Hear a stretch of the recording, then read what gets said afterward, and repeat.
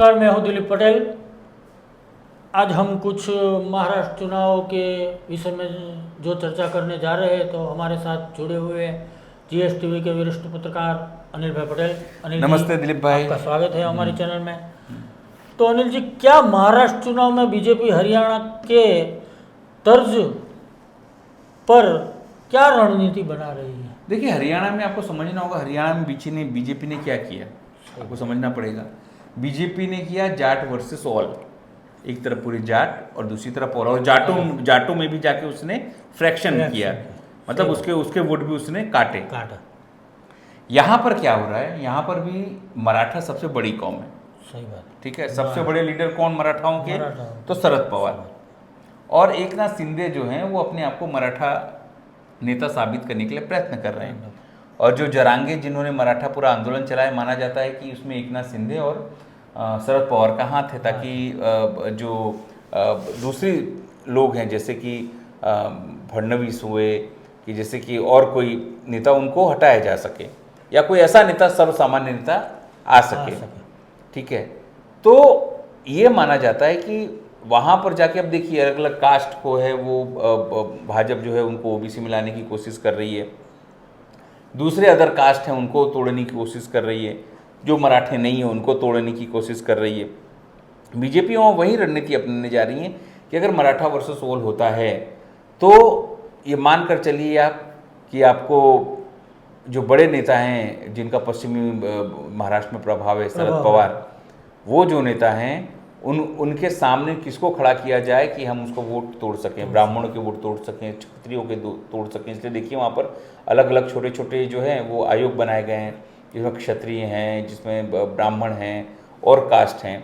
तो ओबीसी में से कैसे भी करके मराठा को अलग किया जाए और ऑल कर दिया जाए, वो पूरा जो प्रयत्न है वो बीजेपी वहाँ कर रही है। इसलिए देखो वहाँ पैसे बांट रही है, बर्तन बांट रही है, रोड बना रही है, लाखों करोड़ रुपए का अलग कर्जा हो गया है महाराष्ट्र पर, तब भी कोई चिंता नहीं है कि उनको खाली सत्ता से मतलब है। उसकी आर्थिक स्थिति बिगड़ रही है नहीं, उसकी कोई चिंता उनको नहीं है। इसलिए वहाँ जो लड़ाई है वो वही करने की कोशिश करी, मराठा वर्सेस ऑल। और मराठा वर्सेस ऑल में कितना सफल होगी, क्योंकि उसकी राजनीति वहाँ की अलग है, वो एक देखने वाली बात होगी। सही बात। अजित पवार एकनाथ शिंदे से क्यों नाराज है? देखिए कहा जाता है कि क्या 2 दिन पहले ही वहाँ कैबिनेट की बैठक मिली, 38 निर्णय लिए गए वहाँ।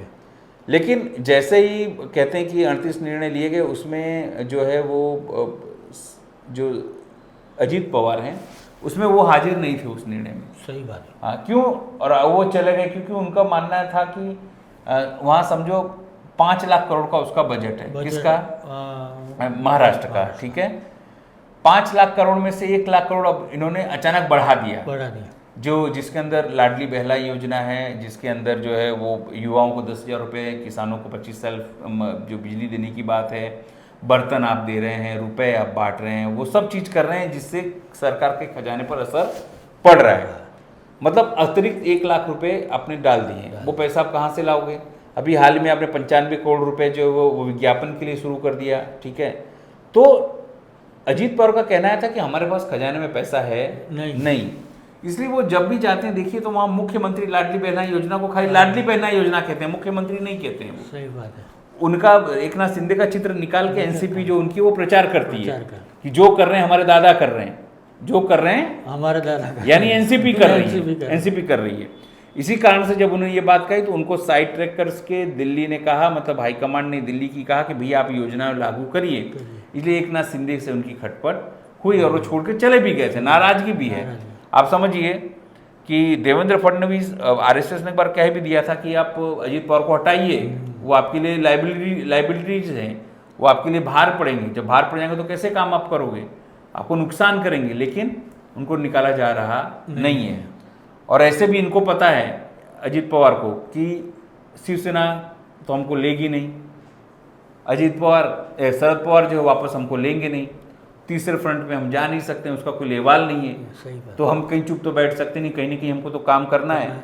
इसलिए वो बेइज्जत होके भी वहाँ काम कर रहे हैं। लेकिन नाराजगी ज़्यादा है। इनकी जो तिकड़ी है बीजेपी की और दोनों टूटी हुई एनसीपी और शिवसेना की, उसको बोलते हैं महायुति। और जो इंडिया गठबंधन वाली तिकड़ी है उसको कहते हैं महाविकास अघाड़ी। तो जो महायुति में उसमें भी दिक्कत है कि सीटों पर कितने शेयरिंग करेंगे, कैसे करेंगे, उसको लेकर बवाल है। महायुति जो गठबंधन उसमें भी दिक्कत है, लेकिन वो धीरे धीरे उनको लगता है कि हमारे पास तो कुछ है नहीं, लेकिन हम कुछ ऐसा लेके जाएं जिससे लोग समझें इनके पास तो सब कुछ है। लेकिन इनके में जो टूट है वो इससे ज़्यादा नहीं दिखती है, क्योंकि इनके पास मीडिया है, वो बात आगे करेगी नहीं कि भाई इनमें टूट है। लेकिन हाँ, उसमें इंडिया गठबंधन में गड़बड़ है, वो जोर जोर चिल्ला चिल्ला के लोग बोलेंगे।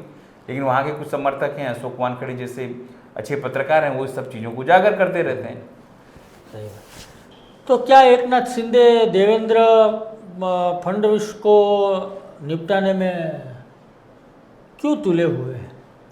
देखिए, खाली एकनाथ शिंदे देवेंद्र फडणवीस को निपटा रहे हैं या शरद पवार जो है या अजीत पवार जो है वो एकनाथ शिंदे को निपटाने में लगे, ऐसा नहीं है।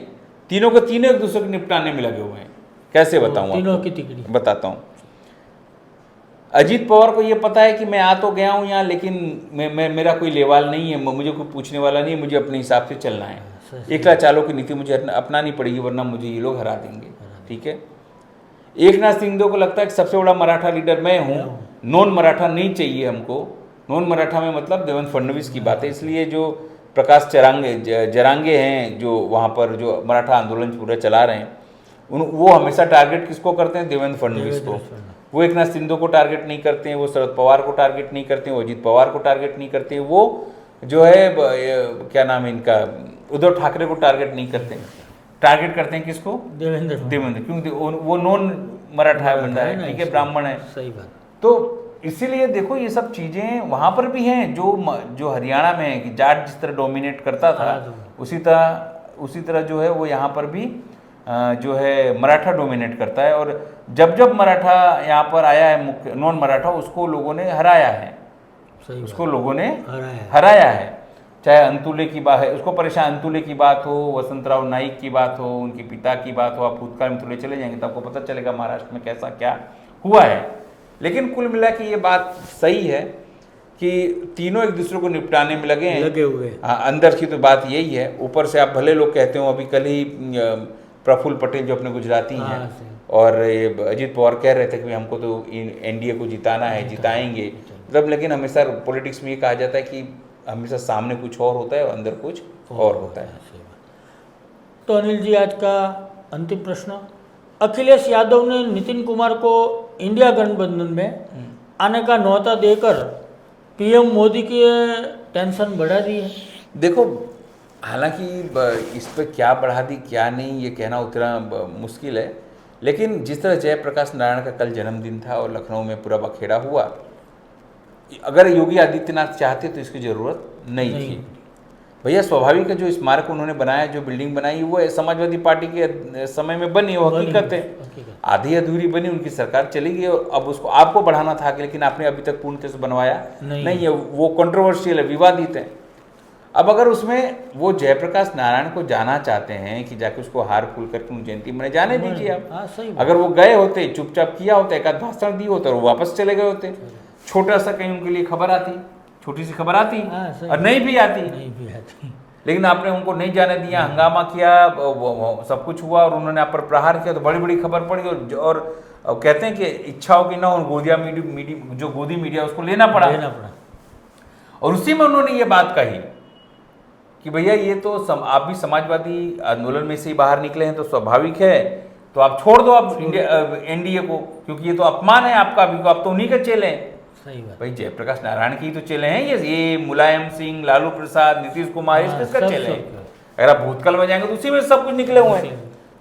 इसलिए उन्होंने कहा, लेकिन ये बात समझिए, उन्होंने ये कहा होगा तो गणित के साथ कहते हैं। अखिलेश कुमार जो हैं, अखिलेश यादव, वो खूब गणित के साथ हर बात कहते हैं। अगर वो हंस के कोई बात कहें तो आप समझिए वो खूब गंभीर हैं। बहुत सारे लोग, एक चैप्टर होता है साइकोलॉजी में, बहुत सारे लोग हंसते हैं, लेकिन समझ लीजिएगा जब वो हंसते हैं तो वो बहुत गंभीर तरीके से वो सोचते हैं और आपको कैसे खत्म करेंगे आपको पता नहीं चलेगा।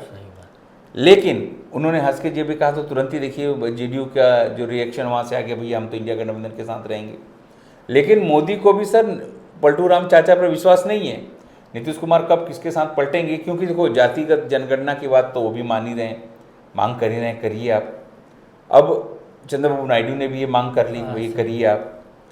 आपने 2024 में करना था पूरा सेंसस काउंटिंग जनगणना, वो आपने 2025 तक ले टाल दिया। नरेंद्र मोदी बार बार हिंदू मुस्लिम की बात करते हैं और कहते हैं कि ये लोग गद्दार हैं, गरीब हैं, ST SC OBC का खींच ले जाएंगे, खा जाएंगे, ये सब बोलते हैं। क्यों बोलना पड़ेगा? आप बोल दो ना भैया कि हम जब सेंसस करवाएंगे तो उसके अंदर एक कॉलम रख देंगे कि भाई जाति किसकी, आपकी क्या कैसी।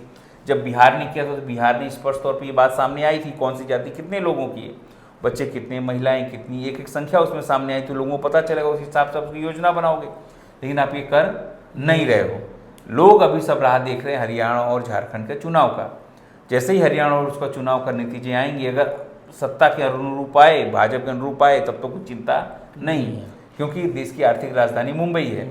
वहाँ कुछ होती तो टॉप 500 कंपनियों के वहाँ बड़े कारखाने हैं या ऑफिसें हैं या टॉप मोट कंपनी है, तो स्वाभाविक है वहाँ जब बात बनेगी नहीं आपकी, तो जो कॉरपोरेट है वो भी आपको पूछेगा नहीं, या उसका ध्यान भी बट जाएगा। 100% 100% आपके साथ वो नहीं रहेगा।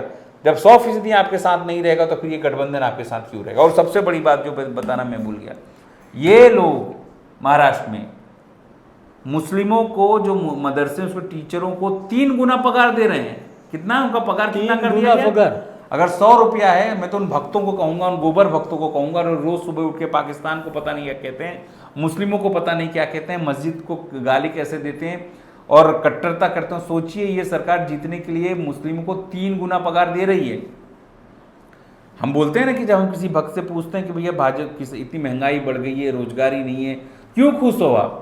तो क्या बोलते हैं? सर हम इसलिए खुश हैं क्योंकि हमारी सरकार ने आके अब्दुल की चूड़ी टाइट की है। भैया अब्दुल तो कल भी पंचर बनाई। अब ये समझिए, अब्दुल कल भी पंचर बनाता था, सलीम कल भी पंचर बनाता था। कल वो 50 रुपया लेता था, आज वो 100 रुपया ले रहा है। सही बात भाई, महंगाई बढ़ी तो 100 रुपया ले रहा है, अब्दुल तो 50 रुपया ले नहीं रहा है।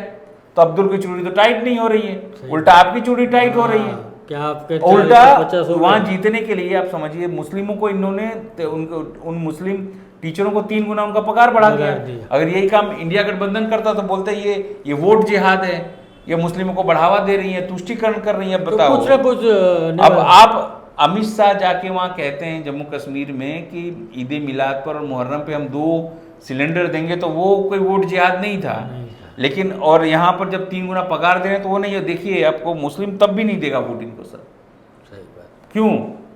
इन्होंने हरियाणा में 3-4 मुस्लिमों को खड़ा किया था, उनको नहीं वोट मिले। प्रयोग किया था मुस्लिमों को देने का, नहीं अब महाराष्ट्र में तो दोगे ही नहीं आप, तो मुस्लिम तो आपको देगा ही नहीं। मतलब आप, मैं तो ये बोलूँगा जो हमारे भक्तों के पापा हैं, हम तो कहेंगे भक्तों को भी ध्यान रखना चाहिए कि इनको आपके हिंदुत्व से कोई मतलब नहीं है, कोई मतलब इनको तो खाली अपने वोट बैंक से मतलब है। महाराष्ट्र में 8 लाख करोड़ का कर्जा है सर, सोचिए। लेकिन बावजूद भी ये सब किए जा रहे हैं क्योंकि उनको सत्ता में जीतना, उनको पता है कि सत्ता में नहीं आए तो हम जेल में जाएंगे, और वही इंडस्ट्रियलिस्ट जो हमको पैसा देते हैं वो उनको देंगे। समझे ना? आज के लिए इतना ही। हमारे साथ जुड़े रहिए और हमारे चैनल को सब्सक्राइब कीजिए और लाइक बटन दबाइए। नमस्कार।